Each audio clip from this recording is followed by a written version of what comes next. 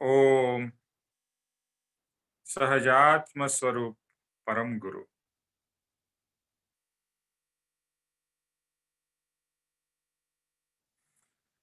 मेरे लिए ये सत्संग का समय ऐसा लगता है कि ये दिन का सबसे बेस्ट टाइम है।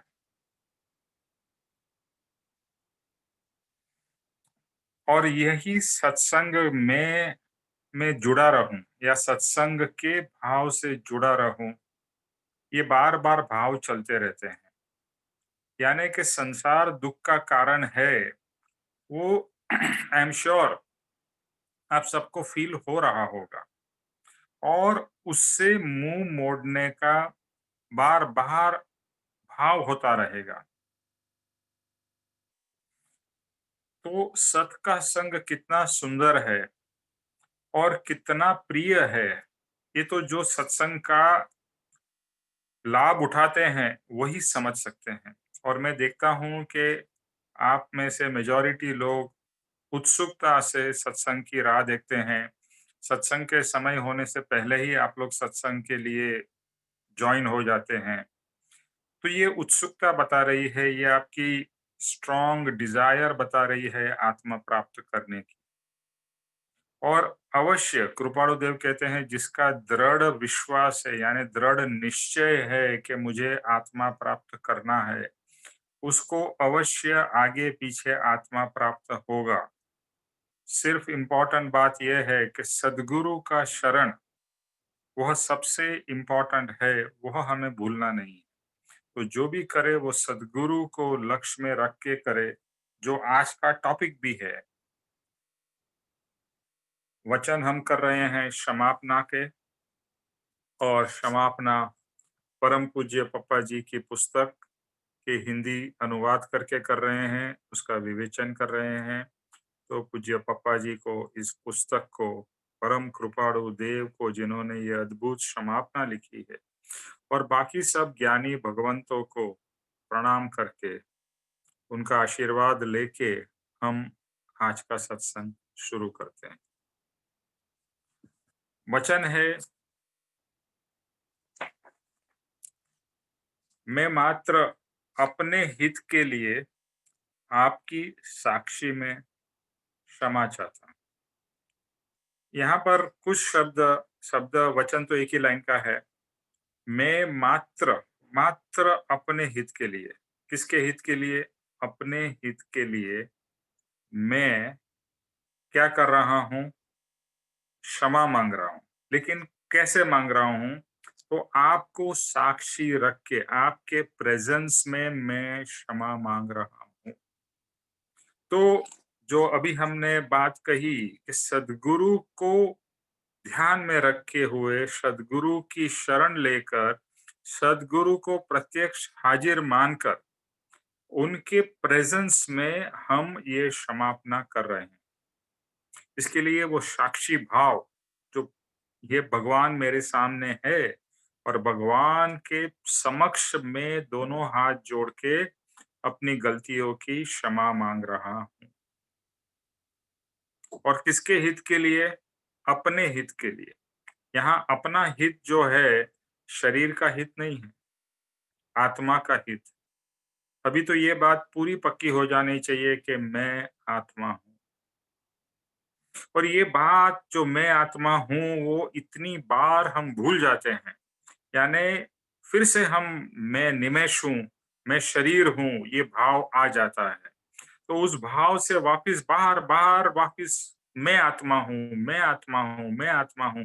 और इस शरीर से और शरीर के सब संबंधों से, शरीर की चीजों से मैं पर हूँ, मैं अलग हूँ। तो ये भाव इतनी घुटन घुटते ही रहना है, घुटते ही रहना है। जैसे दवाई बनाते हैं, अपने आयुर्वेदिक की दवा बनाते थे तो उसमें सब चीजें डाल के उसका उसको वो जो आता था का क्या बोलते हैं, अभी उसको मुझे याद नहीं है, बट वो छोटा सा आता था, उसी में दवाई को घुटते रहते थे। तो इस तरह से ये ज्ञानी के वचन को हमें घुटते रहना है और अंदर अंदर उसका असर हो, उस तरह से वो वचनों के प्रति विचार और चिंतन मनन करते रहना है।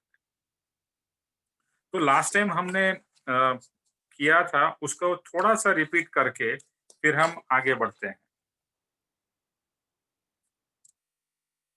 इतने भव में अज्ञान दशा के अंदर भगवान को जब पहचाना नहीं और जब-जब उनके गुणों की स्तवना की तब मात्र लक्ष्य कोई भव में आया है कि मेरे ही गुणों की प्रशंसा करके मेरे ही गुणों को मैं विकसित कर रहा हूँ।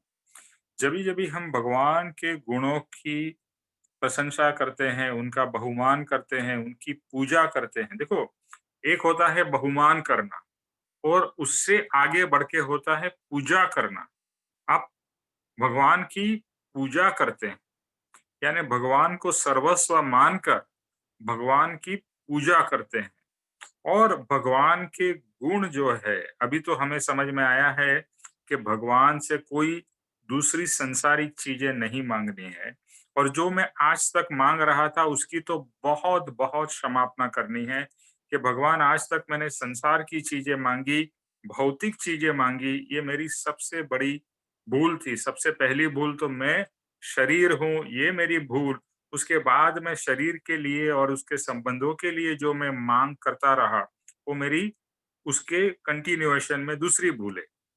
तो यहाँ पर भगवान की जब भी हम स्तवना करते हैं, पूजा करते हैं, तो वहाँ पर भगवान के गुणों का गुणगान करते हैं। देखो, आप कोई भी भजन ले लो, भक्ति के पद ले लो, उसमें क्या होता है? भगवान के गुणों की ही प्रशंसा हो रही है। एक फॉर्म में या दूसरे कोई ना कोई फॉर्म में, चाहे वो कृष्ण के हो या राम के हो, मग महावीर भगवान के हो, शंकर के हो, किसी के भी हो, तो उसके अंदर में अगर हम पढ़ेंगे या देखेंगे या सोचेंगे, तो भगवान के गुणों की प्रशंसा बहुमान हो रहा है।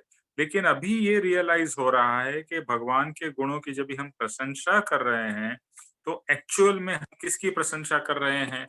एक्चुअल में हम अपने ही गुणों की प्रशंसा कर रहे हैं। अपने मतलब आत्मा के गुणों की प्रशंसा कर रहे हैं। क्योंकि भगवान के गुण वो आत्मा के गुण है और मेरे गुण वो भी आत्मा के गुण है, क्योंकि मैं तो आत्मा हूँ, भगवान भी आत्मा है।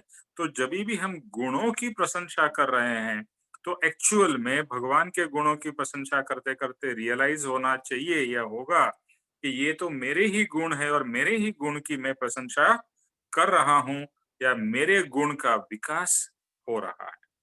ये गुणों की प्रशंसा, भगवान के गुणों की प्रशंसा करते-करते हमारे अंदर के जो गुण है उसका विकास होता ही रहेगा। इसके लिए कभी भी कभी भी भगवान के दर्शन करें, तो भगवान के गुणों के दर्शन करने चाहिए। सिर्फ भगवान की छवि और उनकी मुखाकृति, यस, वो तो शुरुआत है। लेकिन फिर आँख जैसे ही बंद होती है, भगवान के जब भी हम दर्शन करते हैं तो क्या होता है? पहले आँख खुली और फिर और गहराई में जाते हैं तो आँख अपने आप बंद हो जाती है और भगवान की अंदर से भावपूर्वक पूजा होती है। और जो भावपूर्वक पूजा होती है वो उनके गुणों की ही पूजा है और वह पूजा से हमारे गुण का, आत्मिक गुणों का विकास होता है। मैं अलग, अलग, भगवान महान, उनको हाथ जोड़ना और फिर भाग जाना क्योंकि भगवान को भूल गए। अब तक हम क्या करते थे? भगवान तो ऐसे सोचते थे, भगवान पता नहीं कहाँ पर आसमान में कहाँ बैठे हुए हैं और मैं तो एकदम तुच्छ प्राणी ऐसा समझते थे और अपने आप को शरीर मानते थे। भगवान को कुछ अलौकिक चीज मानते थे, लेकिन अपने आप को क्या मानते थे? शरीर मानते थे। इवन काफी टाइम हम भगवान को भी शरीर रूप से समझते थे। अभी समझ में आया है कि न तो भगवान शरीर है, न तो मैं शरीर हूँ और भगवान एक अलौकिक पदार्थ है। अलौकिक मतलब जो लौकिक नहीं है। ऐसा एक अद्भुत पदार्थ भगवान है और साथ में मैं भी ऐसा ही अलौकिक पदार्थ हूँ। आत्मा जो है वो उसका कोई रूप नहीं है, रस नहीं है, गंध नहीं है, आकार नहीं है, दिखता नहीं है, यानी वो लौकिक नहीं है। अलौकिक पदार्थ है तो मैं भी वैसा पदार्थ हूँ। तो अब तक तो हम क्या करते थे? भगवान को प्रणाम करके और भगवान को प्रणाम करके और फिर अपने रास्ते चले जाते थे, यानी अपने संसार में वापिस चले जाते थे। तो अभी ये समझ में आ रहा है कि परमात्मा यानी मैं परमात्मा का एक्सटेंशन हूँ। एक्सटेंशन का मतलब ये नहीं कि मैं और परमात्मा एक है। रूप से यानी स्वरूप से हम दोनों एक है। इसके लिए हम कह सकते हैं कि हम भगवान का ही एक अंश है। अंश इसलिए कह रहा हूँ क्योंकि जितने भगवान में गुण हैं, उतने ही गुण मेरे में भी है। इसके लिए अंश कह सकते हैं। लेकिन फिर एक्चुअल में दोनों अलग-अलग है। भगवान आत्मा अलग है, मैं आत्मा अलग हूँ। जब-जब स्तवना होती है, तब भगवान के गुण देखकर तुरंत ही फोकस अपने ऊपर आता है कि ऐसे गुण प्रकट करने के अर्थ से आपके गुणों की प्रशंसा कर रहा हूँ। तो जैसे अभी हम शांति की भाव कर रहे हैं, भगवान की शांति देखते हैं कि भगवान कैसे अद्भुत शांति में बैठे हैं। अद्भुत यू नो 1 मिनट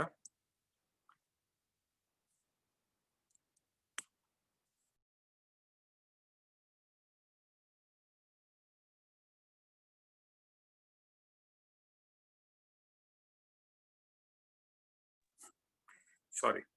सो जब भी हम भगवान की जो पूजा और स्तवना कर रहे हैं तो वहां से भगवान को फोकस करते करते फिर फोकस अपने ऊपर आ जाता है और समझ में यही आता है कि जैसे मुझे भगवान की शांति या भगवान का प्रेम दिखाई दे रहा है, वैसा ही प्रेम मेरे अंदर है जो मुझे विकसित करना है। यानी कि भगवान के गुणों की बहुमान प्रशंसा करते करते हमारे ऊपर फोकस आता है। यहाँ पर सिर्फ दो ही है, एक भगवान एक आप, बस। भगवान के ऊपर फोकस, हमारे ऊपर फोकस, भगवान पे फोकस, मेरे ऊपर फोकस, यानी आत्मा पे, यानी परमात्मा पे और आत्मा पे, परमात्मा पे और आत्मा पे। तो एक लिंक बन जाती है परमात्मा और आत्मा की। और फिर वहां से जो गुण की प्रशंसा, यहाँ उनकी पूजा हो रही है, वो गुण का हमारे अंदर में सिंचन होता ही रहता है। इस तरह से सच्चे अर्थ से और सच्चे भाव से भगवान के गुणों की प्रशंसा होती है, तब अवश्य वह गुण हमारे अंदर प्रकट होते हैं। ये एक एक प्रिंसिपल है, एक सिद्धांत है। देखो, आप जिस चीज की प्रशंसा करोगे, वह गुण आपके अंदर में आएंगे ही। ये एक आप लिख के रख लीजिए कि मैं जिस चीज का बहुमान करूंगा उसकी, और एक बार नहीं, बार बार बहुमान और प्रशंसा करता रहूंगा, वह गुण मेरे अंदर में आएंगे। जैसे आपको मीरा की भक्ति बहुत अच्छी लगती हो और मीरा की भक्ति के आप पद गाओ, उससे ज्यादा मीरा की भक्ति के अद्भुतता आपको लगे कि कैसी भक्ति थी। सब कुछ राजपाट सब कुछ छोड़ के सिर्फ एक कृष्ण कृष्ण कृष्ण करके वो मीरा मीरा मगन हो गई, कहते हैं ना वो पद में ना, मीरा हो गई मगन। तो इस तरह से मीरा की भक्ति की जब भी अंदर से आपको लगता है ओ अद्भुत भक्ति, इसी तरह से गोपियों की भक्ति। और कृपाणु देव ने भी गोपियों की भक्ति की अद्भुत अद्भुत प्रशंसा की है कि ऐसी भक्ति तो बेजोड़ है, यानी यहाँ पर कहीं पर मिल नहीं सकती ऐसी भक्ति। तो जब भी हम ऐसी भक्ति की प्रशंसा कर रहे हैं तो पता है क्या हो रहा है, हमारे अंदर भी भक्ति के गुण और वह भक्ति हमारे अंदर में बढ़ रही है। इसी तरह से कोई भी एक चीज, आत्मिक चीजों पे हम फोकस करते हैं, वह हमारे अंदर भी डेवलप होते जाते हैं। इसीलिए एक शब्द है कि गुण ग्राहक दृष्टि रखो। गुण ग्राहक दृष्टि रखो। और ये यहाँ पर भगवान की बात हो रही है, लेकिन सिर्फ भगवान की बात नहीं, कोई भी जीव को देखकर, कोई भी व्यक्ति को देखकर उसके गुण की प्रशंसा हो। एक छोटी से छोटी चींटी है, उसके भी गुण की प्रशंसा हो कि ओहो कितनी बेचारी मेहनत करती है। कभी भी ऐसी चींटी आपने देखी नहीं होगी कि बैठी रही होगी, आराम कर रही होगी। कभी देखा है चींटी को बैठे हुए? कॉन्स्टेंटली मूविंग, कुछ न कुछ एक्टिविटी में लगी हुई है, यानी कितनी मेहनतू है चींटी। इस तरह से एक एक जीव के ऊपर दृष्टि हो, कोई भी जीव हो, उसके ऊपर दृष्टि हो और उसके गुण के अंदर में से कुछ गुण हम प्रशंसा करें या हमें उसका असर हो, वो गुण हमारे अंदर में धीरे धीरे प्रकट होंगे। और कोई मनुष्य की बात करें तो हमारे जीवन में बहुत सारे लोग आते हैं। तो जनरली तो एक हमारा स्वभाव हो गया क्रिटिसाइज करने का, दूसरे के दोष देखने का।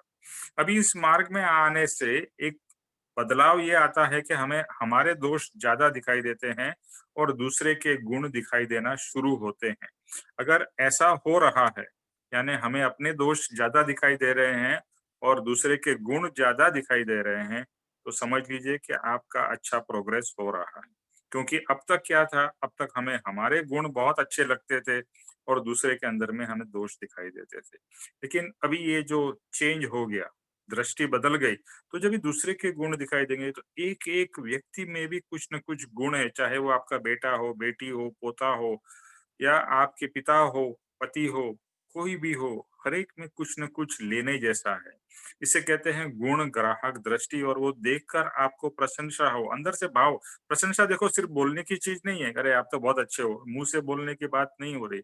अंदर से भाव हो कि यार ये व्यक्ति कितना अच्छा है, ये व्यक्ति में कितनी प्रेम है, ये व्यक्ति कितनी शांत है, ओह! ये व्यक्ति तो हमेशा स्माइलिंग रहती है।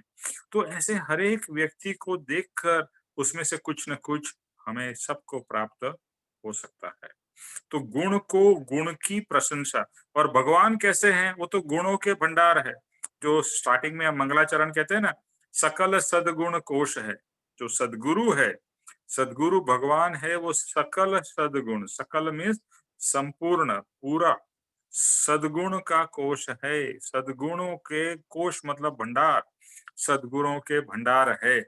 इसीलिए ज्ञानी लोग क्या कहते हैं कि सद्गुरु के गुणों की या सद्गुरु की आप भक्ति करोगे या भगवान की भक्ति करोगे, तो वह गुण आपके अंदर में प्रकट होंगे। लेकिन भगवान साक्षात हाज़िर नहीं है, ये बात हम बार-बार कहते हैं। लेकिन सद्गुरु साक्षात हाज़िर है। वो एक मूर्तिमान व्यक्ति है, यानी कि हमें दिखते हैं, चलते-फिरते हमारे जैसे व्यक्ति है, जिनकी भक्ति हम रियल में उनको देख कर सकते हैं। लेकिन वैसे भक्ति के भाव होने चाहिए। बहुत से लोगों को क्या होता है कि भक्ति हम भगवान की ही करेंगे, यानी जो जीव जिंदा नहीं है उसकी भक्ति करेंगे। वो भी ओके है, लेकिन वो शुरुआत है। लेकिन रियल में तो सद्गुरु की ही भक्ति से मेरा कल्याण होगा।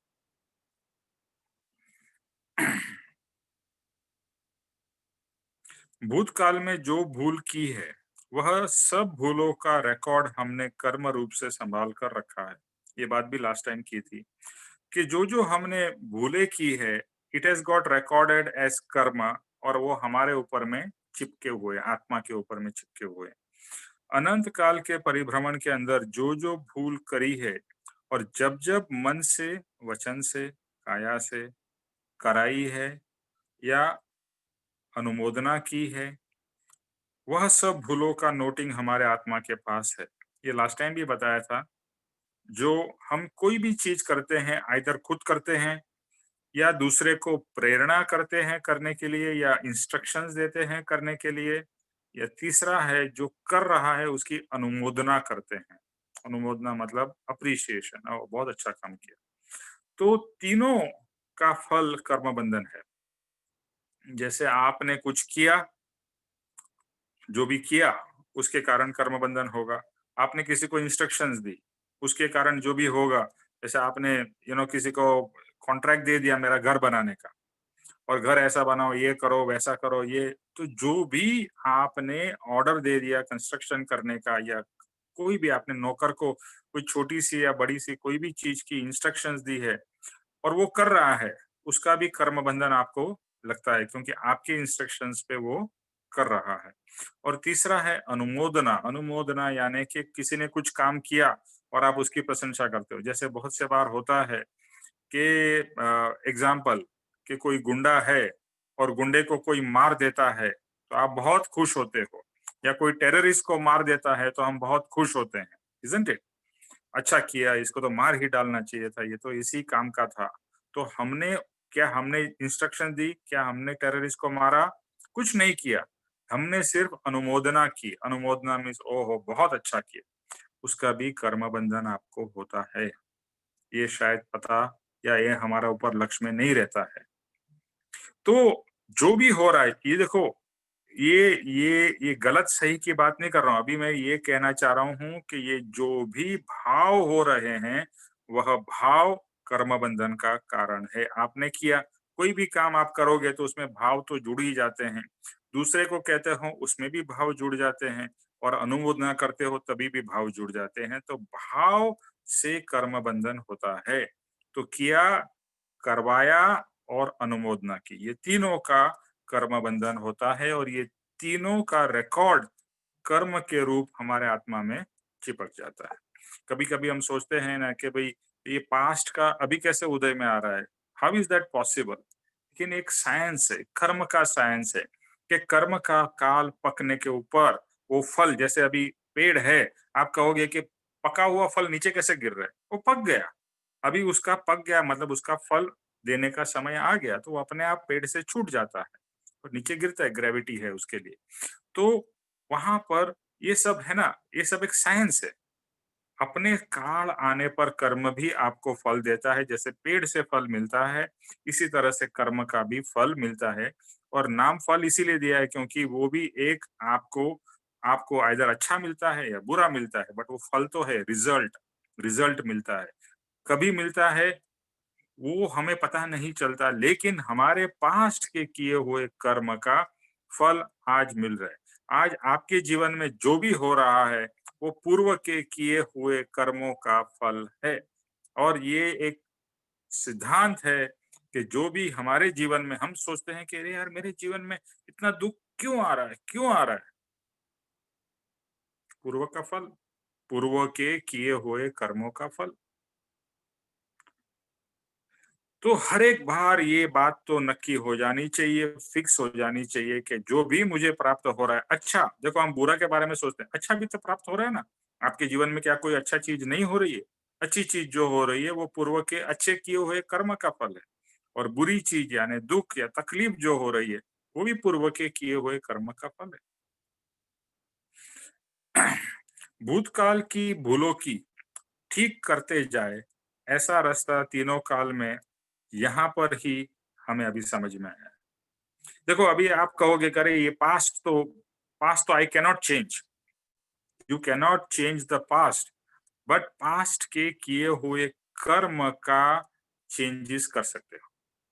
ये क्षमापना की यही ब्यूटी है कि आप पास्ट को चेंज नहीं कर सकते हो, जो हो गया उसको चेंज नहीं कर सकते हो, लेकिन जो हो गया है उसके कारण जो कर्म बंधा है, उस कर्म को आप चेंज कर सकते हो, विच इनडायरेक्टली मीन्स के कर्म के फल को हम चेंज कर सकते हैं। कितना सुंदर बात है, ऐसी बात और कहीं पर पॉसिबल नहीं है क्षमापना के सिवाय। और ये इतनी साइंटिफिक तरीके से परम कृपाणु देव ने हमें समझाया। दूसरी जगह पे कहते हैं कि भाई क्षमा अपना मांगो या क्षमा करो, बट इतना साइंटिफिक, इतना सूक्ष्म तरीके से कहीं और समझाया नहीं गया है। अभी समझ में आता है कि फिर जो मैंने जो पास्ट में गलतियां की है, उसकी यहाँ पर क्या लिखा है, मैं हम कौन सा वचन कर रहे हैं, मैं अपने हित के लिए आपकी साक्षी में, मैं अपने हित के लिए आपकी साक्षी में क्षमा चाहता हूँ।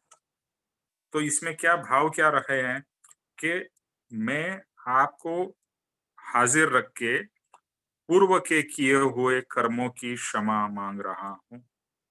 उस समय तो मुझे अक्ल नहीं थी, उस समय मुझे समझ नहीं थी, उस समय मुझे आत्मा, परमात्मा, संसार का कोई समझ नहीं थी, लेकिन भगवान आज समझ आई है। तो अभी जो पास्ट में गलती की उसकी क्षमापना मैं आज मांग रहा हूँ, अभी मांग रहा हूँ और मांगता ही रहना है, क्योंकि इतना सारा हमने जमा करके रखा है ना, उसको काटने के लिए काफी समय लगेगा। तो क्षमापना इसके लिए निरंतर चलती रहे। एक आत्मा के पास परमात्मा की पहचान होने के बाद ही यह शक्ति प्रकट होती है। अच्छा अभी ये क्षमापना के कर्म के परिवर्तन लाने की शक्ति कभी प्रकट होती है कि एक आत्मा के पास परमात्मा की पहचान होने के बाद में ही ये हमारे अंदर शक्ति प्रकट होती है। जब-जब हम परमात्मा को समझ रहे हैं, परमात्मा क्या है, जो अब तक हमारी समझ थी कि भगवान कुछ देने वाला है और भगवान के पास में मैं कुछ संसार माँग लूँ, ये माँग लूँ, वो माँग लूँ, अभी वो गलत समझ जब निकलेगी और परमात्मा परम शुद्ध तत्व है, परम शुद्ध आत्मा है, ये समझ जब ही पक्की होगी और मैं आत्मा हूँ, तब क्या शक्ति प्रकट होगी? क्षमापना की शक्ति प्रकट होगी। और क्षमापना का फल मिलेगा, यानी कि कर्म जो हमारे पूर्व में हमारे से हुए हैं, वो धीरे धीरे कट या कैंसल हो सकेंगे। तो आत्मा को जानना, मैं आत्मा हूँ, परमात्मा को जानना, उसके बाद में जो क्षमापना होगी उसका फल मिलेगा। अदरवाइज आप ऐसे ही क्षमापना 1000 बार पढ़ लो, शायद उसका कोई ज्यादा फल न मिले। यानी आत्मा परमात्मा को जान के ही क्षमापना की शक्ति प्रकट होगी या शक्ति का फल मिलेगा। भगवान की स्तवना, उनके गुणगान करते सत्ता में रहे जो कर्म है, जो भूल है, वह सब भूल सुधर जाती है, कर्म कट हो जाते हैं, जो अभी हमने बात कही। मेरा आत्मा जो परमात्मा का साक्षात्कार कर लेता है, अर्थात परमात्मा के जो कोई गुण है वह गुणों का आंशिक अनुभव कर ले, तो वह भूतकाल में कहाँ तक भी जाकर वह सुधार के आ सकता है। बहुत ही पावरफुल बात है कि एक बार आत्मा परमात्मा का साक्षात्कार कर ले, यानी कि परमात्मा के गुणों का आंशिक अनुभव कर ले। देखो, परमात्मा का साक्षात्कार का ये मतलब नहीं कि आप परमात्मा हो गए, यानी आत्मा का साक्षात्कार, वही परमात्मा का साक्षात्कार। और वो तभी पॉसिबल होगा जब भी आत्मा में आंशिक परमात्मा के गुण प्रकट होंगे। उसके बिना परमात्मा का साक्षात्कार हो नहीं सकता है। तो हमें जो तैयारी करनी है वो है, हमारी पात्रता की तैयारी करनी है। कषाय की उपशांतता, मात्र मोक्ष अभिलाष, भवे खेद, प्राणी और अंतर्दया। तो ये जो भगवान ने, कृपाणुदेव ने बताया है कि आप मेरे एज अ मुमुक्षु, एज अ शिष्य, एज अ साधक, मेरे अंदर में क्या गुण प्रकट करने हैं कि मैं कषाय को मंद कर सकूं या करता रहूं। मात्र मोक्ष अभिलाष, सिर्फ छूटने के सिवाय, अगर संसार का भाव बहुत प्रिय है तो आप संसार से गले लगे रहो और दुख में रोते रहो और कोई आपको और परिभ्रमण करते रहो। तो संसार से मुक्त होने का तीव्र भाव वो बहुत ही रिक्वायर्ड है। इसके लिए लिखा है मात्र मोक्ष अभिलाष, और कोई इच्छा नहीं, सिर्फ मोक्ष की इच्छा, मुक्ति की इच्छा। तीसरा है भवे खेद, ये जन्म मरण, जन्म मरण, जन्म मरण, ये चक्कर, ये चक्की चलती जा रही है। अभी वो चक्की से बंद करना है या जन्म मरण से मुक्ति लेनी है। और चौथा है प्राणी दया, कोई भी जीव को देखकर दया आना, उनके प्रति करुणा होना, चाहे फिर वो हमारा दुश्मन क्यों ना हो, उसके प्रति भी करुणा भाव, प्रेम भाव, और अपने आत्मा के प्रति प्रेम भाव, दया भाव, करुणा भाव, अहोभाव। तो ये हो गया हमारे मुमुक्षु के गुण। तो ये गुण जब भी बहुत स्ट्रांग होंगे और सच्ची भक्ति और पुरुषार्थ होगा, चिंतन मनन होगा, तो एक दिन परमात्मा का साक्षात्कार होगा या हमारा आत्मा का साक्षात्कार होगा। और जब भी ये होगा तो हम भूतकाल में यानी पास्ट में कितने ही दूर तक जाके हमारी जो गलतियां है वो गलतियों को सुधार सकते हैं। यानी उसके कारण जो कर्म बंधन हुए उसको हम चेंज कर सकते हैं। कंडीशन क्या है? आत्मा का परमात्मा का साक्षात्कार हुआ हो तो। और नहीं हुआ है तो हम भाव तो निरंतर कर ही रहे हैं कि मुझे भी आत्मा का साक्षात्कार हो। और आत्मा को जितनी गहराई से समझेंगे और जितनी स्ट्रांग भक्ति और पुरुषार्थ, बहुत इंपॉर्टेंट है। देखो, आपको कुछ चाहिए और आप कुछ करो नहीं और सोचो कि भाई मुझे तो सब मिल जाएगा बैठे बैठे, मैं सिर्फ सत्संग अटेंड कर लूं। सत्संग अटेंड किया, बहुत अच्छी बात है, उसके बाद क्या? उसके बाद भी बहुत प्रोसेस करना है। और वो आप जिसको हम कहेंगे पुरुषार्थ, सत्संग में आए तो उसको मैं पुरुषार्थ नहीं कहता हूँ। वो तो एक अच्छी बात है, लेकिन सत्संग पूरा होने के बाद जो हम करते हैं ना, वह पुरुषार्थ है। हम सबको ऐसा लगता है सत्संग किया वो पुरुषार्थ हो गया। यस, वो स्टार्ट है, लेकिन जो रियल पुरुषार्थ है वो उसके बाद में है। इस सत्संग से निकल के जब भी हम संसार में जाते हैं और वहां पर किस तरह से हमारी इंटरेक्शन होती है, किस तरह से हम कर्म बांधते हैं या छोड़ते हैं या क्या करते हैं, वहां पर कितनी समता शांति रहती है, वो रियल का पुरुषार्थ है। और शायद उसमें हम बार बार हार जाते हैं, कोई बात नहीं, आप हारो 1000 बार, लेकिन फिर से ये डिसाइड करो कि मुझे जीतना है। किसके सामने? कर्मों के सामने। और सत्संग आपको एक प्रेरणा देगा, सत्संग आपको एक कॉन्फिडेंस देगा कि आप कर सकते हो, और वही कॉन्फिडेंस से फिर से हम जाएंगे, फिर से इस तरह से करते करते करते आत्मा का साक्षात्कार होगा। और फिर हम बहुत अच्छी तरह से, अब तक हम जो समापना का फल मिल रहा था उससे कहीं गुना ज्यादा आत्मा का साक्षात्कार होने के बाद में समापना का फल मिलेगा। तो पहले स्टार्टिंग में तो बिना आत्मा को समझे समापना कर रहे थे, उसका तो कोई ज्यादा फल नहीं था। अभी हम सत्संग के द्वारा आत्मा को जानकर पहचान के, भले आत्मा का साक्षात्कार नहीं है, जानकर पहचान कर और गहराई से समझकर समापना कर रहे हैं, उसका पहले से तो कहीं ज्यादा फल है। और रियल में आत्मा का साक्षात्कार हो और फिर जब ये आत्मा अंदर से वेदन करे और वह समापना करे, जैसे मान लो कि पापा जी या परम कृपाणु देव जब भी समापना कर रहे होंगे, तो हमारे से कहीं गुना ज्यादा उनकी समापना इफेक्टिव होगी ना, ऑब्वियस है, राइट। तो इसी तरह से जितना हमारा आत्मा से क्लोजनेस होगा और साक्षात्कार हम कर सकेंगे, तो कितनी ही दूर तक जाके हम हमारे पास्ट के कर्मों को चेंज कर सकेंगे या सुधार सकेंगे। आत्मा का हित क्या है? शिव पद की प्राप्ति।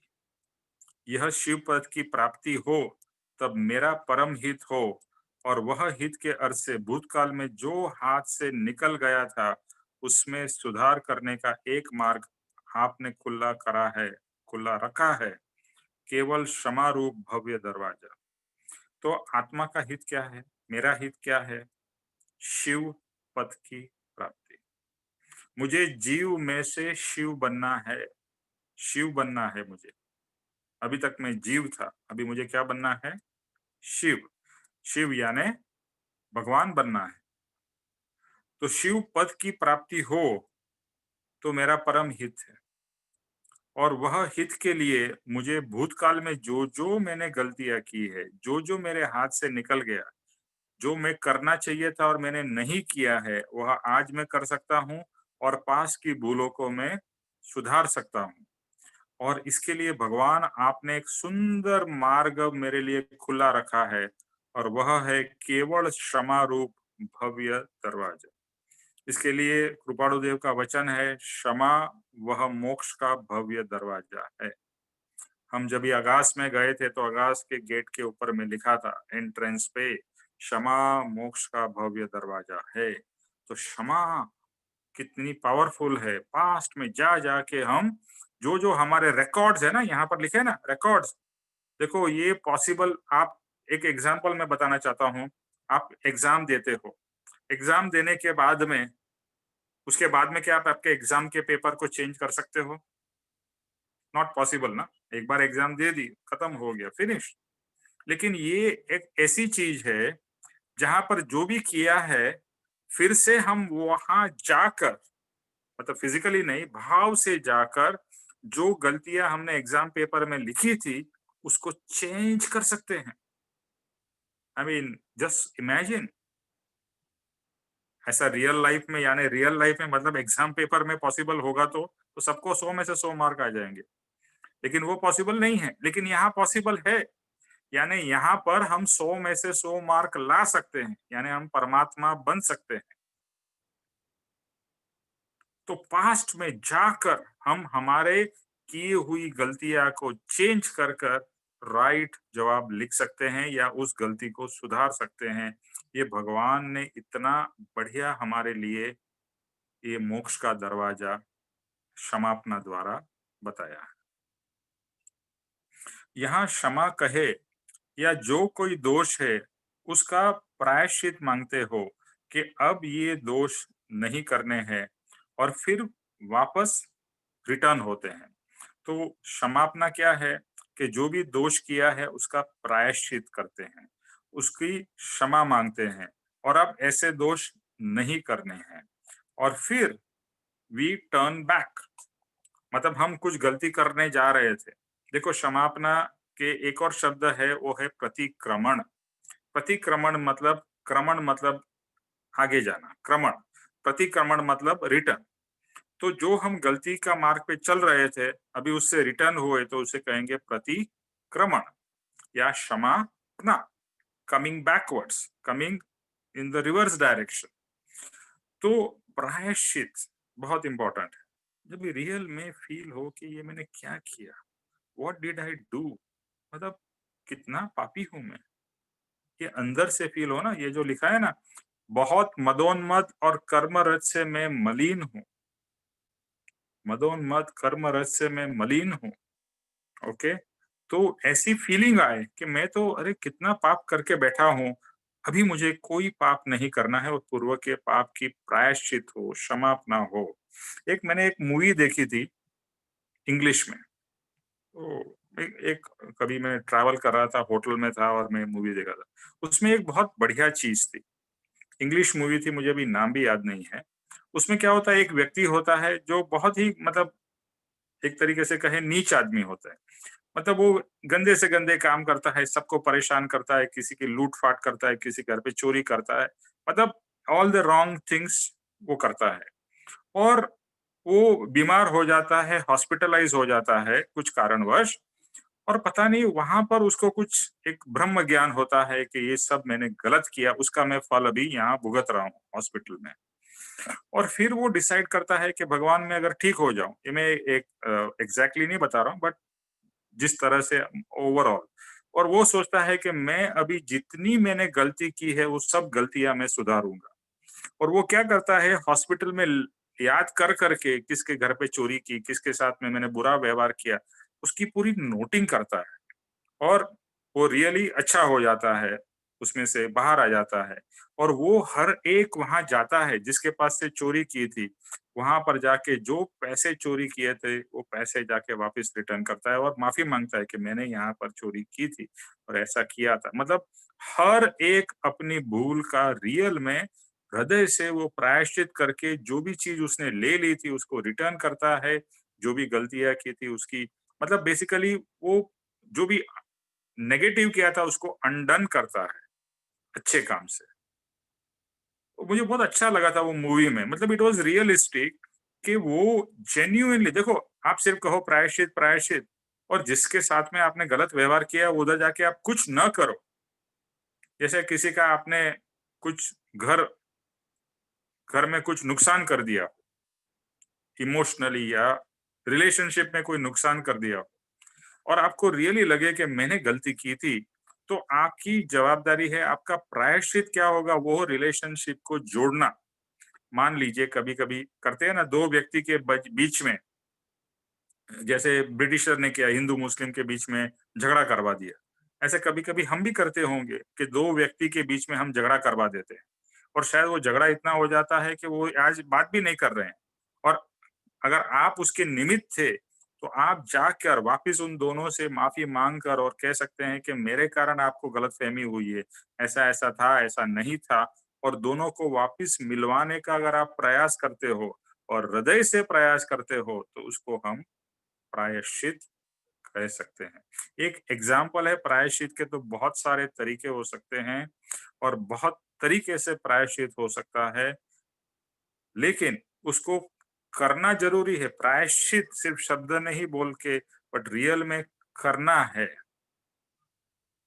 कुछ एक्टिविटी या भाव या उसको अनडन करना है, यानी जो आपने जैसे आपने कोई चीज़ काट दी, तो समझ में आया अरे ये तो गलती से काट दी, उसको जोड़ने का काम वही आपका प्रायश्चित है।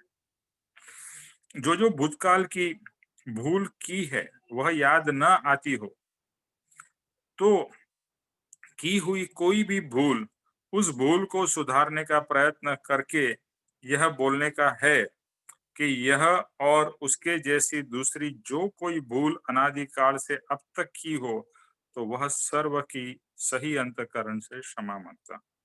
अभी आपको तो याद नहीं है, मुझे भी याद नहीं है कि भूतकाल में मैंने क्या-क्या गलतियाँ की है, ओके?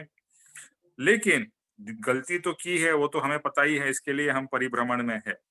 तो जो भी चीज़ याद आती है और जितनी याद आती हो, तो हम उसको याद करके और उस भूल को सुधारने का एफर्ट करें, यानी कि उसकी क्षमा माँगे और नॉट ओनली अभी और फिर कहे कि जितनी बार ऐसी भूल मैंने की हो। जैसे फॉर एग्ज़ाम्पल जैसे एक एग्ज़ाम्पल बता रहे हैं कि भैया आपने जैसे पढ़ा कि किसी ने किसी का कत्ल कर दिया, ओके?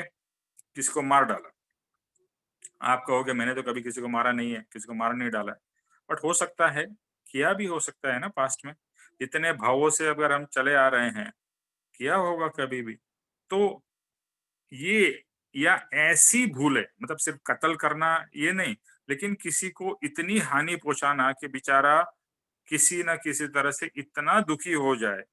ऐसी भूलें तो शायद हमने की होगी, भले किसी को जान से नहीं मारा हो, मारा भी हो, वो भी नहीं मालूम है। तो ये और ऐसी भूलें जो भी मैंने की है, भगवान उसकी क्षमा, क्षमा, क्षमा, क्षमा माँगता हूँ। तो कहते हैं ना कि जो है सबसे पहला क्या है, किसी की भी जीव हिंसा। जीव हिंसा भले हमने जानबूझ के नहीं की, लेकिन जीवों की हिंसा तो हमारे से होती ही रहती है। तो ऐसी हिंसा जो हुई, इसके लिए अहिंसा परमो धर्म कहा है। तो हिंसा जो भी की है भगवान, मैं उसकी क्षमा मांगता हूँ, क्षमा मांगता हूँ, क्षमा मांगता हूँ। ये और ऐसी जो भी हिंसाएं मेरे से हुई है, उसकी ये भव में या इसके पास्ट के भवों में उसकी मैं याद मुझे नहीं है, लेकिन उस सब की मैं क्षमा मांगता हूँ। ये और अनादिकाल की भूल की अंतःकरण से क्षमा मांगता हूँ। एक्चुअली मेरे केस में ऐसा होता है, मैं कोई भी चीज न्यूज़पेपर में पढ़ता हूँ, तो तुम्हें तुरंत ऐसा भाव होता है कि शायद मैंने पास्ट में ऐसा किया हो तो, आई डोंट नो। अगर हमने इतने परिभ्रमण, इतने भाव किए हैं, तो सब पाप भी सब तरह के किए होंगे ना। ऐसा तो नहीं है कि कुछ 2-4 तरीके के ही पाप किए हैं, शायद सभी तरीके के पाप किए होंगे। तो जभी भी आप पाप की कोई भी घटना सुनो या देखो या कोई हो, तो याद करके भगवान मैंने भी ऐसा किया हो, भले मुझे याद नहीं है, मैं उसकी क्षमा माँगता हूँ, मैं उसकी क्षमा। ये अपना एक प्यूरिफिकेशन का प्रोसेस चलता ही रहे। हे प्रभु क्षमा करना, ये सब दोष निष्फल हो, निष्फल हो। तो मैंने जो दोष किए थे वो निष्फल हो, निष्फल का मतलब है उसका फल न मिले, निष्फल। ये निष्फल है ना, निष्फल का क्या मतलब है? उसका फल न आए। आज तक हम फल चाहते थे, अभी हम चाहते हैं कि फल न आए।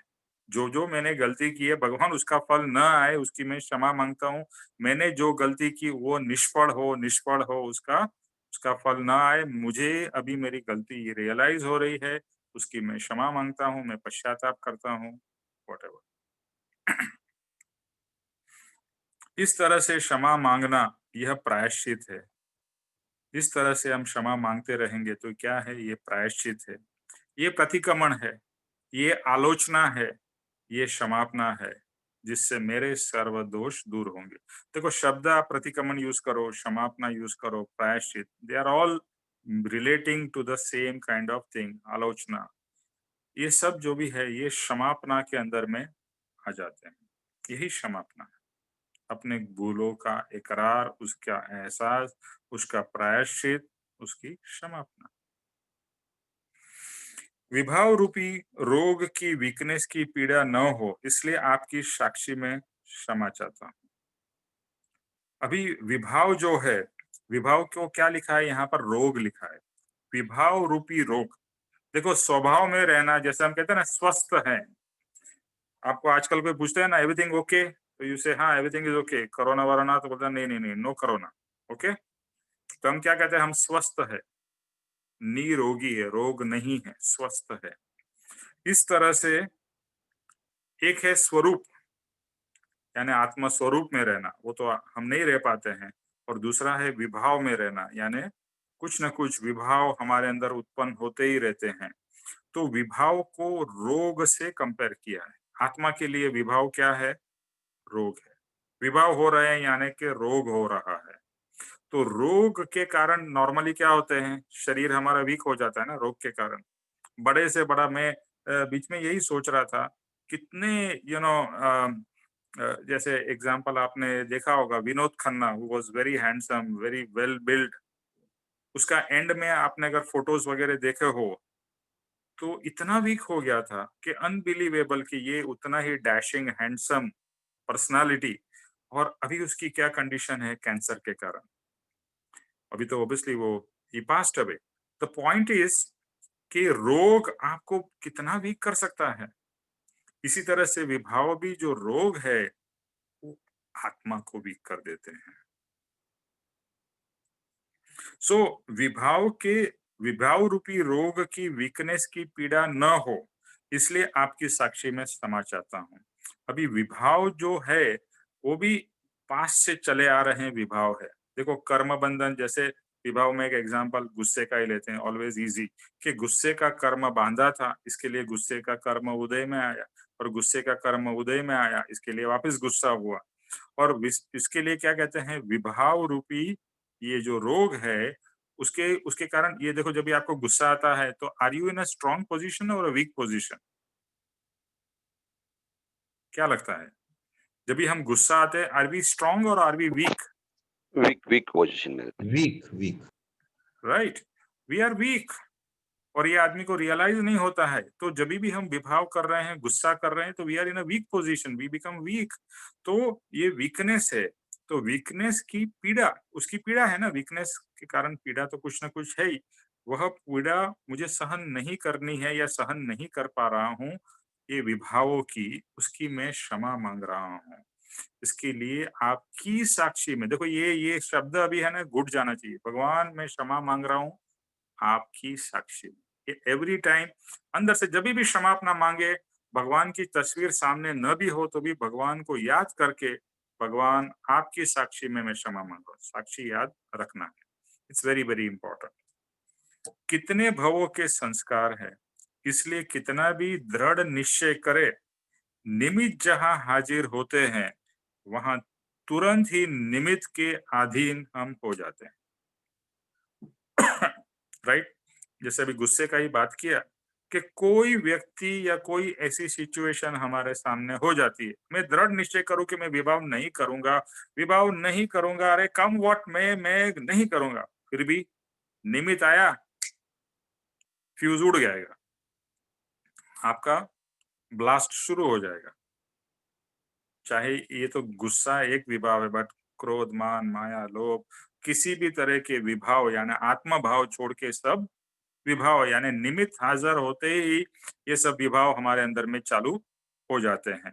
तो यानी हम कितना भी स्ट्रांग निश्चय करें, लेकिन अभी आत्मा इतना स्ट्रांग नहीं हुआ है, इसके लिए निमित्त अधीन वापिस हम वैसा ही कर्म बांध लेते हैं, विभाव में जाकर वापिस कर्म बंद करते हैं, और ऐसी भूल हमारी चलती रहती है। अब ये क्षमापना कोई सांसारिक सुख की इच्छा की नहीं है, मात्र आत्मा का हित हो, कर्म बंधन से मुक्त हो, उस हेतु से है। अभी क्या है कि अगर आप साधक हो, मुमुक्षु हो, तो मुमुक्षु के अंदर में एक सबसे बड़ा गुण है कि अभी संसार की इच्छा नहीं। अगर संसार की इच्छा हो रही है तो आप मुमुक्षु नहीं हो, मैं मुमुक्षु नहीं हूँ। और हो जाता है ना, संसार की इच्छाएं नहीं होती ऐसा नहीं है, बट फिर से वापस अपने आप को संभाल लेना है, अरे संसार की मैं क्यों इच्छा कर रहा हूँ, मुझे तो मोक्ष चाहिए, मैं कहाँ संसार में वापस घुस रहा हूँ। तो वापस अपने आप को खींच रहे हैं बैक टू आत्मा, बैक टू मोक्ष, मुक्ति।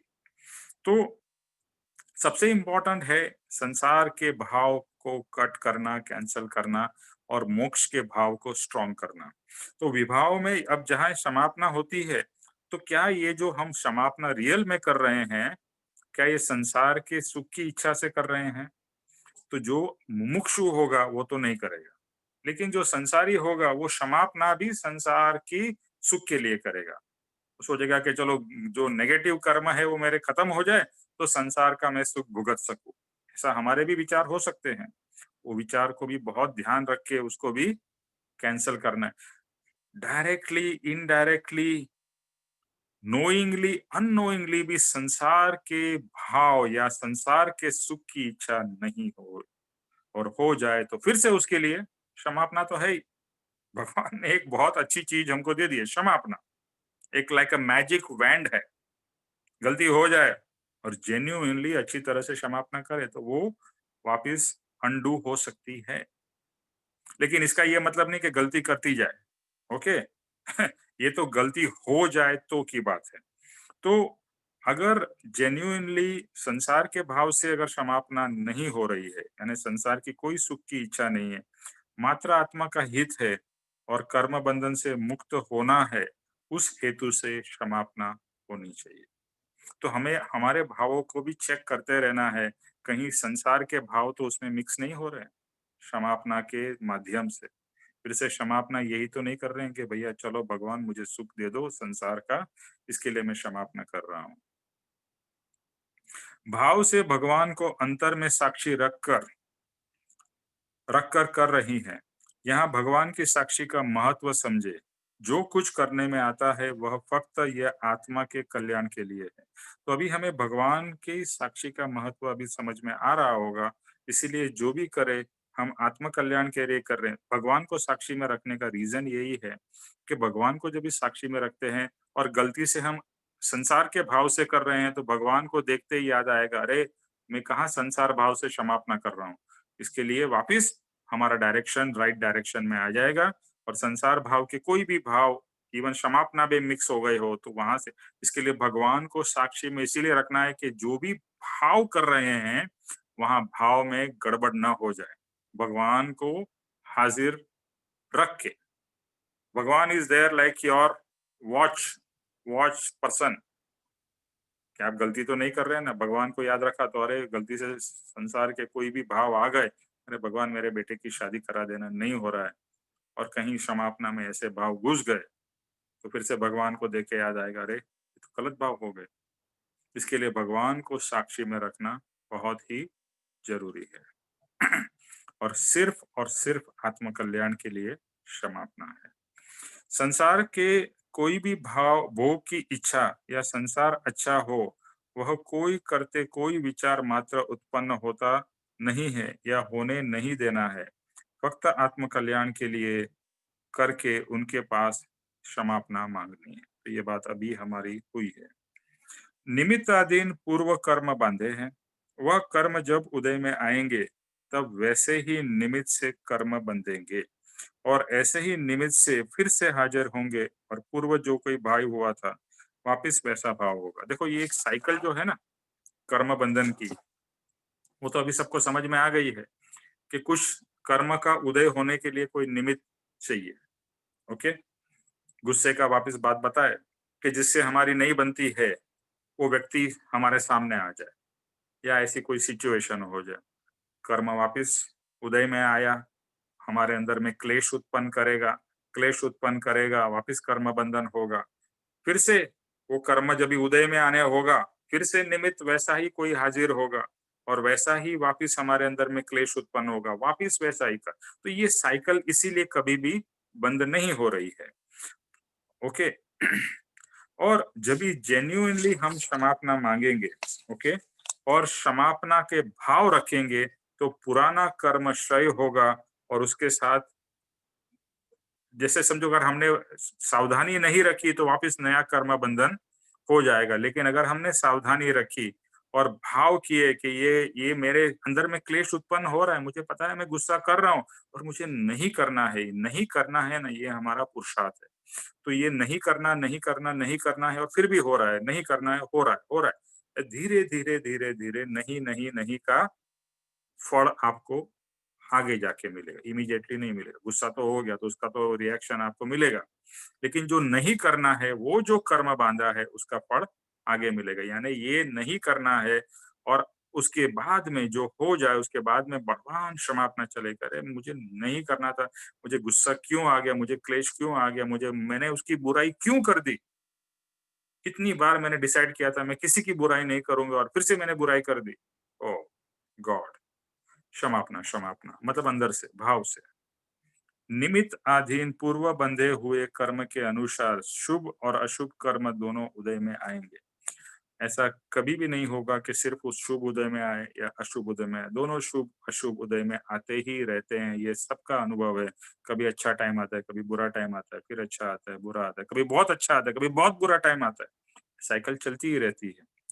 वर्तमान में आएंगे और उस वक्त ये जीव को अपने शुद्ध आत्मा का स्वरूप जो सिद्ध के जैसा है वह याद कराने के लिए ज्ञानी के अथवा परमात्मा की साक्षी की जरूरत है। और कर्म तो उदय में आ रहे हैं, लेकिन अगर हमने भगवान को साक्षी में रखा है, प्रत्यक्ष भगवान को रखा है और भगवान को रखते ही भगवान का शुद्ध स्वरूप जब भी हमें ध्यान में आता है, उस समय राग और द्वेष नहीं करते, समता रखूं, जिससे कि एक नए कर्म का बंधन न हो, ऐसी भगवान के प्रति साक्षी रखने की याचना है कि भगवान आप मेरे साथ में रहना, कहीं मैं गलती से राग ना कर बैठूं, द्वेष न कर बैठूं।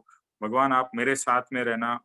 एक तो ये भाव है, और दूसरा हर समय भगवान को ऐसा एक आपके सामने दृश्यमान करो कि कृपाणु देव मेरे सामने हाजिर ही है, हर समय हाजिर है, और उनका पवित्र या शुद्ध आत्मा मेरे सामने हाजिर है। और फिर भी मैं राग द्वेष करूं, तो अचानक अंदर से ही आएगा, अरे परम कृपाणु देव, और तू राग द्वेष कर रहा है, नहीं करना है। तो राग द्वेष अपने आप कम होने लगे। यहाँ पर ये जो साक्षी शब्द का पापा जी इम्पोर्टेंस समझा रहे हैं कि भगवान को साक्षी में रखकर क्षमापना करने का क्या फल है, या कोई पुरुषार्थ करने का भी क्या फल है साक्षी रखकर। और कुछ इच्छा नहीं करती है, जो भी सामने रहकर। अच्छा, अभी कर्म कभी-कभी बहुत भारी कर्म आते हैं, और उस समय हम पूरे हिल जाते हैं। तो जो भी हो, सहन करना पड़े, लेकिन सहन करके, फेस करके भगवान को भूलना नहीं है। कैसे भी कर्म आ जाए हमारे जीवन में, भगवान को मत भूलना, गुरु को मत भूलना। गुरु मेरे साथ ही है, भगवान मेरे साथ ही है, उनको समक्ष रखो, उनको हर समय याद रखो, उनको बस भगवान मेरे साथ में रहे, हर समय रहे। मैं तो ऐसा सोचता हूँ कि मैं एक आँख से पापा जी को देख रहा हूँ और एक आँख से कृपाणु देव को देख रहा हूँ। दोनों ही मेरे समक्ष हर समय हाजिर है। और जब भी दोनों आँखों से साथ में देखता हूँ, तो प्रत्यक्ष ज्ञानी पुरुष पापा जी और कृपाणु देव में कोई डिफरेंस नहीं है। दोनों ही ज्ञानी है, दोनों ही तत्व है, दोनों ही शुद्ध आत्मा है। तो इस तरह से प्रत्यक्ष को या परोक्ष को हाजिर रख के, या दोनों को हाजिर रख के बार-बार अपने जीवन का हर एक काम करते रहें, तो देखिए फिर क्या होता है। फिर राग द्वेष कम होंगे, ज़ीरो नहीं हो जाएँगे। ऐसा मत सोचिए कि उनको सामने रखा है तो अभी मेरे राग द्वेष चले गए। हाँ, लेकिन वो जाने की प्रोसेस तो शुरू हो जाएगी। और कितने भी भारी कर्म आए, डरिए मत, वो हमारे साथ है। और धीरज रखिए, धीरे-धीरे कर्म का क्षय होता ही जाएगा, अगर हम उनको साक्षी में, उनको हमारे समक्ष में रखेंगे। दृढ़ता होगी तो क्षमापना रहेगी, रहेगी और रहेगी। दृढ़ता रखनी है कि मैं आत्मा हूँ, ये मेरे परमात्मा मेरे साथ है और मेरे सामने है, और इस तरह से दृढ़ता रखनी है। तो क्षमापना अपने आप होती रहेगी। जैसे ही गलती होगी क्षमापना होगी, जैसे ही गलती होगी क्षमापना होगी, यानी क्षमापना चलती रहेगी। इतना जब हो, तब सहजता से ये सब दोष क्रमशः दूर होते हैं, अवश्य दूर होते हैं। और इस तरह से ये प्रोसेस से जब ये होगा, तो क्रमशः हमारे दोष जाएँगे, अपने आप जाने लगेंगे। उनको लगेगा, अरे यहाँ तो अभी मेरा कोई काम नहीं है, मेरी कोई यहाँ पर वैल्यू नहीं है। अब तक हमने उसको बहुत मान-सम्मान दिया था, हमारे अवगुणों को। अभी जब ये अवगुणों को लगेगा, अरे यहाँ तो हमारे का बिल्कुल, बिल्कुल भाव नहीं है, तो अपने आप बेचारे जाने लगेंगे। प्रत्यक्ष जब हाज़िर हो, तो ये सब निमित्त से बचा लेते हैं। तो प्रत्यक्ष जब भी सद्गुरु हाजिर होते हैं, तो हमको काफ़ी सब निमित्तों से बचा लेते हैं। मेरे भगवान, वह मेरे ज्ञानी पुरुष है। गुरु भगवान है, और उनके बिना सच्चे भगवान की पहचान संभवित नहीं है। तो जैसे पास्ट में हुआ था कि हमारे पास में साक्षात प्रत्यक्ष सद्गुरु है, तो वो गुरु भगवान है, और उनके बिना परमात्मा की पहचान, सच्चे भगवान की पहचान पॉसिबल नहीं है। जो आराधना जीव है, उनके लिए साक्षी रूप से अमूर्त ऐसे सिद्ध भगवान नहीं, पर जिन्हें आत्मा प्राप्त है, जीते जागते देहधारी दिव्यमान दिव्य मूर्ति ऐसे गुरु भगवान है। अभी आपके पास में अगर प्रत्यक्ष सद्गुरु है, तो फिर आपको परमात्मा की भी जरूरत नहीं है। यानी साक्षात सद्गुरु ही परमात्मा है, और वो आपके पास में साक्षात हाजिर है, तो सब उनको ही ध्यान में रख के कर सकते हैं। प्रत्यक्ष सद्गुरु को ध्यान में रख कर के यही मेरे सामने मौजूद है और साक्षात प्रेजेंट है। He is present in today time, in this Bharat वर्ष विथ मी। तो जो भी मैं क्षमापना, याचना, प्रार्थना करूँ, उनको लक्ष्य में रख के करूँ। अब ऐसे गुरु भगवान प्रत्यक्ष जब हाजिर रहते हैं, उनके पास जो-जो दोषों का वर्णन करने में आता है, तो जीव को निश्चय है कि आत्मा के गुणों को प्राप्त करता है, प्रतिस्पर्धी दोषों को टालता है और एक निश्चय मात्र हो कि दोष जाते हैं, तो 100% पक्का होना चाहिए कि स्वदोष दर्शन होने से ये प्रत्यक्ष ज्ञानी की कृपा से ये दोष दूर होते हैं। ये बहुत ही इम्पोर्टेंट है। अभी जब भी आपके पास में प्रत्यक्ष परमात्मा स्वरूप सद्गुरु है, तो हमें दोष किसको शेयर करने चाहिए? देखो, हम एक तो प्रार्थना करते हैं कि मेरे ये दोष हुए, ये हुआ, लेकिन जब भी साक्षात प्रत्यक्ष सद्गुरु से मुलाकात होती है, फेस टू फेस मुलाकात, वह समय है अपने दोषों का इकरार करने का। और ये मैं अपने अनुभव से कह सकता हूँ कि जब-जब पप्पा जी से अपने दोषों का वर्णन हुआ है, तो उसमें बहुत फ़र्क पड़ा है। ज़ीरो नहीं हो गए हैं, बट ऐसा लगता है कि वो दोष जल्दी जाना शुरू हो गए हैं।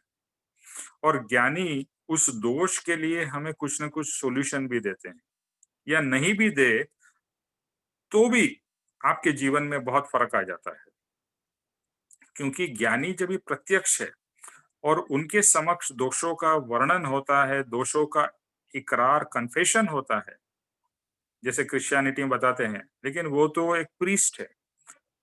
यहाँ तो साक्षात परमात्मा स्वरूप ऐसे सद्गुरु है, और उनके समक्ष जब भी दोषों का एक अंदर से भाव हो कि पापा जी, इस तरह से मैं ऐसे-ऐसे भाव कर बैठता हूँ, ऐसे भाव मुझे इनके लिए आ जाते हैं, उसके लिए आ जाते हैं, भगवान ऐसा होता है, पापा जी ऐसा होता है, व्हाटएवर।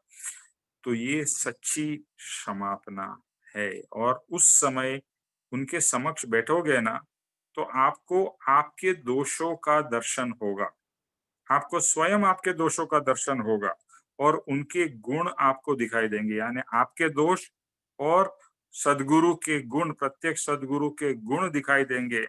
और ये जब भी प्रोसेस होगा और अंदर से भाव चलेंगे, उनके प्रत्यक्ष साक्षी रखकर उनको, नाउ साक्षी इज लाइव साक्षी। पहले हमने मूर्ति की बात की या फोटोग्राफ की बात की।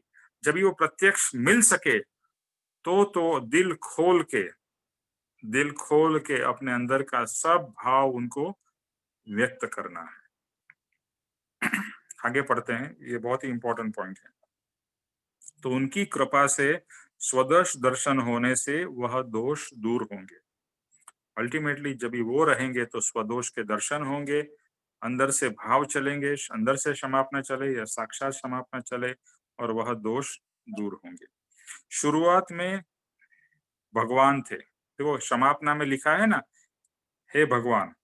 फिर नेक्स्ट पैराग्राफ में परमात्मा लिखा है, फिर निरागी परमात्मा लिखा है या निरागी आत्मा कह सकते हैं, और लास्ट में लिखा है कि स्वरूप का प्रकाश होता है या स्वरूप का साक्षात्कार कैसा होता है, वह बताया है। और भगवान के गुणों का वर्णन किया ना, निरागी, निर्विकारी, सच्चिदानंद स्वरूप, सहजानंदी, अनंत ज्ञानी, अनंत दर्शी, त्रैलोक्य प्रकाशक। तो ये सब भगवान के गुणों का संपूर्ण वर्णन है। सिद्ध का स्वरूप और मुनि का स्वरूप दोनों यहाँ बताया है।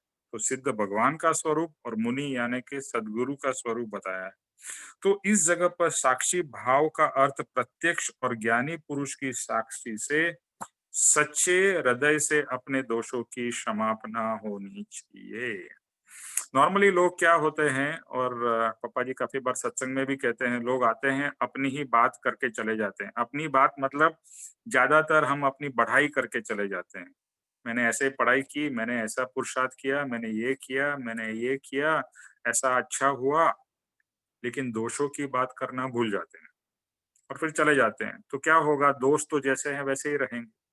आप ज्ञानी को मिले, लेकिन दोषों के बारे में तो आपने कुछ नहीं बात किया। आपने अपना एक इमेज अच्छा बताने के लिए, हम क्या करते हैं, ज्ञानी के सामने एक अच्छा अपना इमेज रहे, इसके लिए अपनी अच्छी-अच्छी बातें करते हैं। लेकिन ज्ञानी उसके लिए नहीं है। वो ठीक है, आप शेयर करो, ऐसा नहीं है कि सिर्फ दोषों की ही बात करनी है। अच्छी बातें भी कर सकते हो, अगर कुछ अच्छा प्राप्त हुआ है, अच्छा अनुभव हुआ है, तो वो भी शेयर करो। लेकिन दोषों के बारे में बोलना मत भूलो। ऐसा मत सोचो ज्ञानी क्या सोचेंगे, अरे भले मेरे बारे में बुरा सोचे। और ज्ञानी किसी के बारे में बुरा सोचते ही नहीं, अगर वो ऐसा सोचते हैं तो वो ज्ञानी नहीं है। दूसरा अर्थ ऐसा भी होता है कि जब जीते जागते भगवान को दोषी जीव मिले और नहीं कह सकते ऐसे भयंकर दोष भी जब जीव ज्ञानी को कहे, तब वह जीव खूब ही सिंसियर और ऑनेस्ट होता है।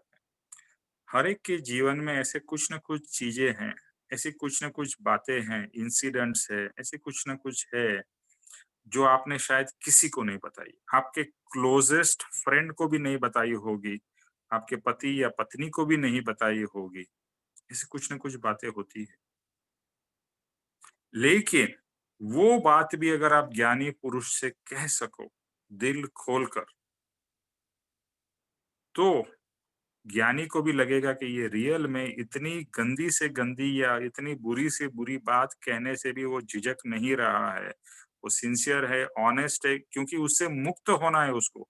ये जो गिल्ट है ना, वो गिल्ट से मुक्त होना है। तो वो बात भी वो प्रत्यक्ष सत्पुरुष है। देखो, हम भगवान जो मूर्तिमान है उसको तो हम बहुत कुछ सब चीज़ बोल देते हैं, लेकिन साक्षात कोई व्यक्ति बैठा हो, उसको तो हम सब चीज़ नहीं बता सकते। ऐसा हमारा मानना है ना। स्वदोष कोई भी संजोग से, कोई भी संजोग में निकाले बिना छुटकारा नहीं है। इतना अंदर से दृढ़ निश्चय करे और उसके बाद गुरु के पास जाकर अपने कैसे भी 7वीं नरक के भयंकर दोषों का भी वर्णन करता है। एक बात तो है, स्वदोष रख कर तो आपका मोक्ष होने वाला नहीं। तो स्वदोष निकालना है, और निकालने के लिए प्रत्यक्ष सद्गुरु जैसा कोई और बढ़िया उपाय नहीं है। अपने आप पुरुषार्थ तो करो ही, लेकिन सद्गुरु के सामने, यहाँ पर जैसे लिखा है, ऐसे भयंकर दुष्कृत्य आपने जो किए हो, जो आपको 7वीं नरक में ले जाए, वैसे दुष्कृत्यों का भी इकरार और कन्फेशन ज्ञानी पुरुष के सामने होना चाहिए, भले और किसी के सामने करो या मत करो। अब यह तीनों चीजों जब पक्की होती है, यानी कि भगवान का स्वरूप पता चलता है, गुरु भगवान की साक्षी में वहां दृढ़ निश्चय है, इसलिए जो दोष है वह दूर होकर सर्वज्ञ जैसे सब गुण मैं प्राप्त कर सकता हूँ, ऐसी 100% श्योरिटी आती है। तो यहाँ पर एक है भगवान जो परम शुद्ध है, दूसरे हैं सद्गुरु जिनके पास में मैं अपने सब चीजों को शेयर कर सकता हूँ, ओके, और तीसरा मैं स्वयं हूँ जिसमें अभी दोष है, और मैं ये सब भगवान और सद्गुरु की साक्षी में जब भी मैं ये सब कर रहा हूँ, तो वह दोष दूर होकर सर्वज्ञ के जैसे गुण है, वह मैं प्राप्त कर सकता हूँ, ऐसी 100% श्योरिटी आएगी। सब ये करने से इमीडिएटली नहीं, बिकॉज़ ये लंबा प्रोसेस है, 15 भाव का प्रोसेस है। लेकिन आपको श्योरिटी ज़रूर आ जाएगी कि ये गुण मुझे अवश्य प्राप्त होंगे, या मैं ये सब दोषों से मुक्त होकर पूर्ण पवित्र हो सकता हूँ। अपने आप को माध्यम यानी जो ज्ञानी पुरुष है और एंड में सिद्ध प्रभु, वह तीनों को एक लाइन के अंदर में जीव जब रखता है, उसके बाद दोष नहीं जाए ऐसा नहीं बन सकता है। तो एक मैं हूँ आत्मा, एक है ज्ञानी पुरुष महात्मा या भगवान स्वरूप आत्मा, और दूसरे हैं स्वयं भगवान प्रत्यक्ष जो परमात्मा, जो सिद्ध भगवान है, जो सब दोषों से रहित हो चुके हैं, परमात्मा बन चुके हैं। और एक मेरे प्रत्यक्ष गुरु भगवान है, और एक मैं हूँ। तो ये तीनों को जब भी हम लाइन में रख के हमारी आराधना, साधना, क्षमापना होती है, तो पापा जी कहते हैं इसके बाद में दोष न जाए ऐसा नहीं हो सकता है। तो ये मत सोचिए कि हम परमात्मा को इग्नोर कर रहे हैं, बट परमात्मा एक परम शुद्ध, एक एक हाईएस्ट लेवल हमारे सामने है, और गुरु है वो हमारे मदद के लिए है। He is our coach, he is our guide, he is our everything. इसके लिए क्या कहते हैं, गुरु ब्रह्मा, गुरु विष्णु, गुरु महेश्वर। गुरु साक्षात परब्रह्म, ओके, गुरु भ्राता गुरु सखा, वो पूरा जो पद है वो बहुत ही ब्यूटीफुल है। तो गुरु को जब हम सर्वस्व मानते हैं तो ही कल्याण होता है, और यहाँ पर गुरु प्रत्यक्ष होने जरूरी है। ऐसा दृढ़ निश्चय से जब भयंकर दोष प्रत्यक्ष ज्ञानी को कहने में आते हैं तो वह दोष जरूर जाते हैं। अगर आप इतनी हिम्मत जुटा पाओ कि अपने दोष ज्ञानी से कह सको और सच्चे हृदय से कहो, उससे मुक्त होने के भाव से कहो, अपने दोष शेयर करने के भाव से कहो, और प्रत्यक्ष ज्ञानी सच्चे आत्म प्राप्त ज्ञानी होने चाहिए। हाँ, दूसरे ऐसे कोई भी जाके किसी के पास शेयर करो तो कोई फायदा नहीं है, वो तो उसका मिसयूज भी कर ले। लेकिन ऐसा जब भी होगा तो उनको जब भी कहेंगे तो आपके दोष अवश्य जाएंगे, ये सिद्धांत है।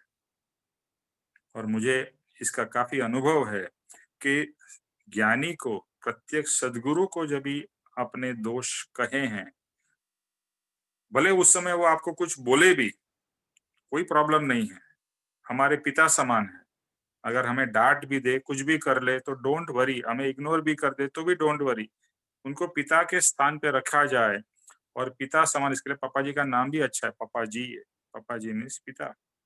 तो उस समय जब भी सिंसियरली अपने भाव और अपने दोष उनको पूरे शेयर कर दिए जाए।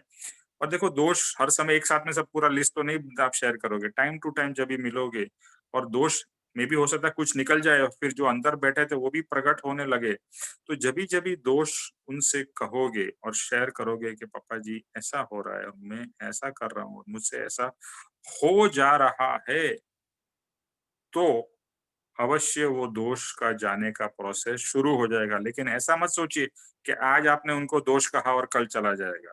It will take some time, it will take, आपको पुरुषार्थ भी करना है। ऐसा नहीं कि बस अभी दोष बोल दिया, अभी मैं जाके दोष करता रहूं, नहीं। दोष कह रहे हैं क्योंकि दोष से मुक्त होना है, और दोष के साथ साथ में आपका पुरुषार्थ तो चलता ही रहना चाहिए। लेकिन उनको जब भी आप दिल खोल के कहते हो तो वहां से वो स्पीड में जाता है, और अवश्य जाता है। दूसरे प्रोसेस में जाए या न जाए, इस प्रोसेस में अवश्य जाता है। उतना कॉन्फिडेंस आपको अवश्य आएगा कि now he is there to take care of me. Okay, तो यहाँ पर ये वचन हमारा पूरा होता है। मैं मात्र अपने हित के लिए आपकी साक्षी में क्षमा चाहता हूँ। और यहाँ पर अभी समझ में आया होगा, साक्षी अगर हो सके तो साक्षात लिविंग प्रत्यक्ष सदगुरु के सामने हो, दैट इज द बेस्ट। वो न हो तो फिर उनका फोटो या उनकी मूर्ति या भगवान की मूर्ति उसके सामने हो। लेकिन सबसे स्टिल बेस्ट इज वो साक्षात उनके सामने आपका क्षमापना हो सके। ओके, तो किसी को कोई प्रश्न है इस आज के विवेचन के ऊपर?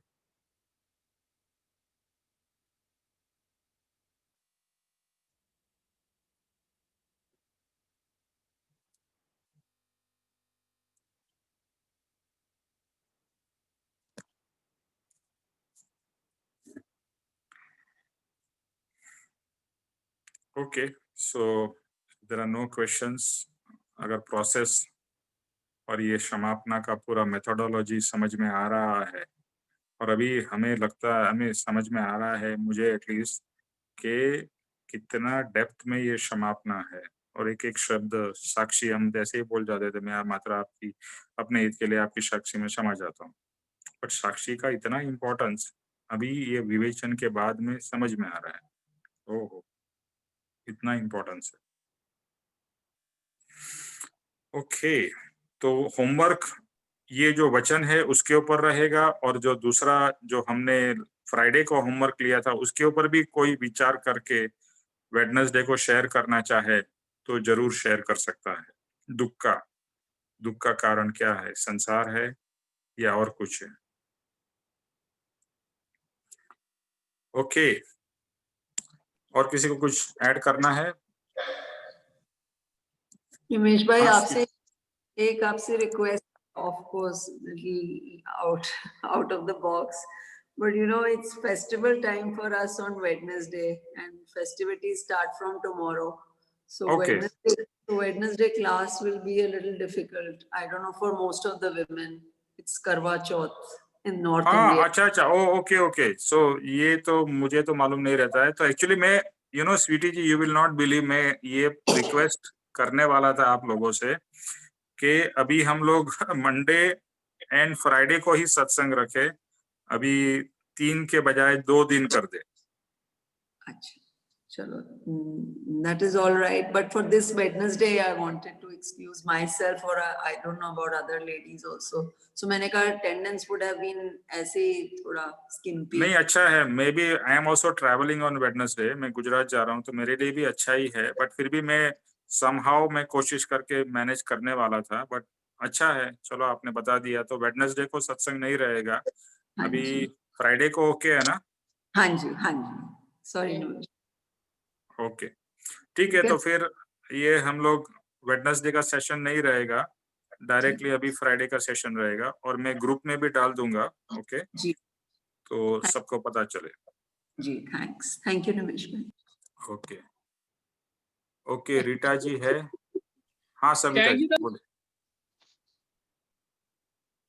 कुछ कहना है सविता जी? नहीं सर, मैंने सोचा कि पढ़ने के लिए आपने बोला तो मैं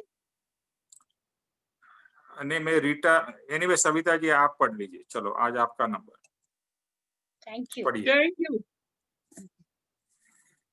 जी सब समझावे बिना पावे ओ दुख अनंत, समझाव्यो ते पद नमो श्री सद्गुरु भगवन।